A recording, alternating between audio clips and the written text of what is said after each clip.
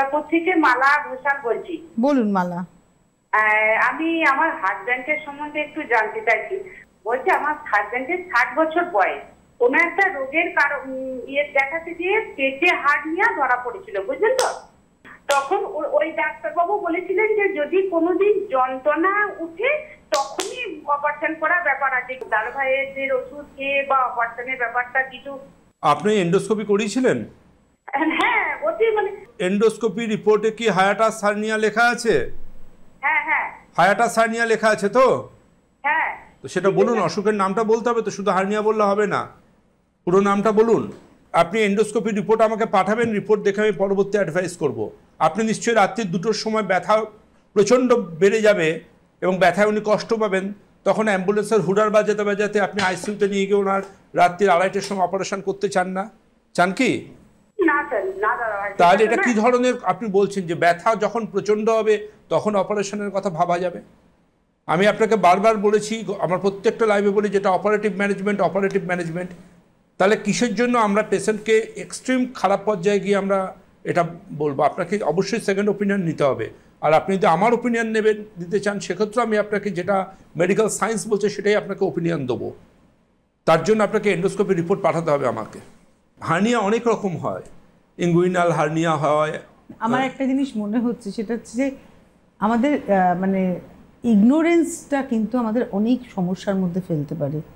ডাক্তারবাবু বলেছেন মানে আমি সেকেন্ড ওপিনিয়ন নিলাম না, এটা ঠিক নয়, বা ছেলে চাইছে না বলে আমি ট্রিটমেন্ট করালাম না, এটা ঠিক নয়। এবং আপনি অবাক হয়ে যাবেন, মানুষ টাইম বোম নিয়ে ঘুরে বেড়ায়, দেখেছেন? টাইম বোম নিয়ে সিনেমায় দেখেছি। হ্যাঁ, এরকম আজকের সমাজে অনেক মানুষ টাইম বোম নিয়ে ঘুরে বেড়ান। কি জানেন টাইম বোমটার নাম? Gallbladder stone. গলব্লাডার স্টোন হচ্ছে টাইম বোম। এই যদি কোনোভাবে সেখান থেকে একটু নড়াচড়া করে নড়ে গিয়ে যদি বাইরে ডাক্তার ঢুকে পড়ে, ইনস্ট্যান্ট অবস্ট্রাকটিভ জন্ডিস, ফুটো করে যদি বাইরে বেরিয়ে আসে অ্যাকিউট অ্যাবডোমেন, সেক্ষেত্রে গোটা পেট কেটে অপারেশন। এবং গলব্লাডারের পেশেন্ট, স্টোন পেশেন্ট ধরা পড়ার পরেও তারা এই প্যাথি ওই প্যাথি করে বেড়ায়। আমার ক্লিনিকে যদি কোনো পেশেন্ট আসেন কিডনিতে স্টোন, গলব্লাডারের স্টোন, আমি তোকে দরজা থেকে পত্রপাঠ বিদায় করি যে আপনি অপারেশন না করে কি করে ঘুরে বেড়াচ্ছেন। আপনি অন্ততপক্ষে একটুখানি জানুন।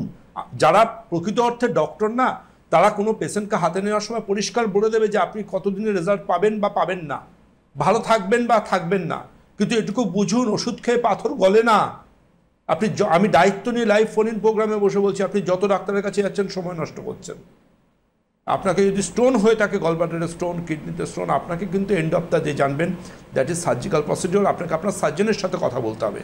তা নাহলে ইনস্ট্যান্ট, যেমন কিডনিতে স্টোন, তিনি এই প্যাথি ওই প্যাথি করে সময় কাটাচ্ছেন। আরে ভাই, কিডনিতে স্টোনে যদি কোনোভাবে ব্লকেজ হয়, একটা কিডনি ধরে হাইড্রোনেফ্রোসিস হয়ে নষ্ট হয়ে যাবে, তখন কি হবে? ওই কিডনিটা তো ফেরত আসবে না। তাহলে এগুলো কি জানেন তো, জীবন নিয়ে খেলা। এবং এক্ষেত্রে অবাক হয়ে যাই, বেশ কিছু ডাক্তারবাবু কিন্তু খাওয়ার ওষুধ লিখে যান। আমরা কিন্তু বারবার করে বলি, আমার কাজ হচ্ছে আমার পেশেন্টদেরকে সঠিক পরামর্শ দেওয়া, সুস্থ করে তোলা। একদম তাই। আমি আমার ক্লিনিকে কোনো পেশেন্ট আসবেন মানেই আমি তার ট্রিটমেন্ট করব না। তা আগে এক্সপার্ট টিমে তাকে কথা বলতে হবে, তার রিপোর্ট পাঠাতে হবে। তারা যদি বলেন যে হ্যাঁ আপনি ডক্টর সেনের সাথে স্যারের সাথে দেখা করুন, ওরা আমার থেকে অ্যাপ্রুভাল নেবে, তবেই কিন্তু আপনি অ্যাপয়েন্টমেন্ট পাবেন। এরকম নয় যে আমি ওই দিন ওই জায়গায় বসছি, আপনি মর্নিং ওয়াক করতে করতে চলে আসুন, এইভাবে কিন্তু আমার ক্লিনিকে আসা যায় না।